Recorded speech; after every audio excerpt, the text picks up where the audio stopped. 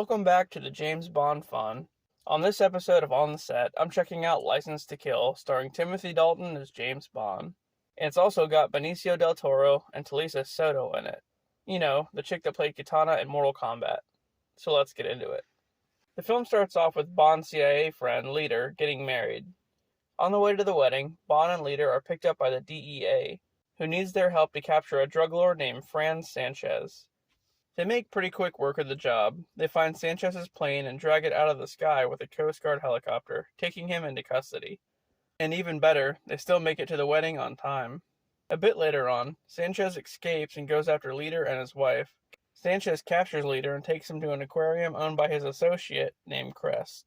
Hearing that Sanchez escaped, Bond goes to Leader's house to find him messed up, pretty bad, and his wife dead.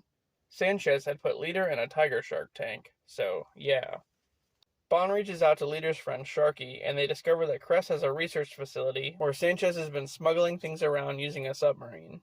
As that's going on, M, Bond's boss, shows up and puts him on a different mission. When Bond refuses, M suspends him. So, what does he do? Bond decides to go rogue. He heads to one of Crest's ships and intervenes in a drug shipment.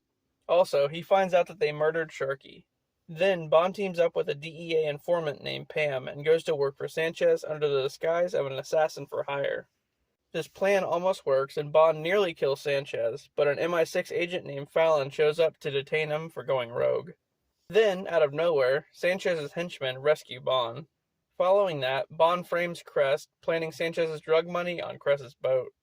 Crest tries to say he was set up, but Sanchez doesn't buy it and throws Crest into a decompression chamber, increasing the pressure until he blows up like a balloon. It's pretty brutal. After that, Sanchez takes Bond to his base, where he tells him he smuggles cocaine by dissolving it in gasoline. Alright, I'm no drug dealer or scientist or anything, but I don't think that's the best method for smuggling stuff. Yeah, let me just put this cocaine in some gasoline. No big deal. Anyway, just then, one of Sanchez's henchmen, Dario, recognizes Bond, and he's found out. They capture him and put him on a conveyor belt leading to a giant processing machine. All of a sudden, Pam shows up and shoots Dario, and then Bond throws him on the processing machine instead.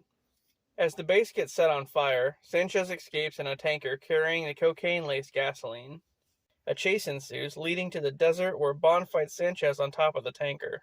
Then, the tanker crashes, soaking Sanchez in gasoline. Bond uses a lighter to set him and the tanker on fire, causing a huge explosion. After all that, M gives Bond his job back and a party is held at Sanchez's house. Sanchez's girlfriend tries to romance Bond, but he turns her down for Pam. And of course, they more than likely bang. I mean, why wouldn't they? The end. I'll say it again, Timothy Dalton was a good Bond. This was pretty action-packed and the plot was pretty good. And let's not forget Dario, Benicio del Toro. He was good too. Oh, and Talisa Soto. I think Bond should have chose her. Screw Pam. Anyway, guys, on the next episode, my personal favorite Bond film of all time. So, I'll see you then.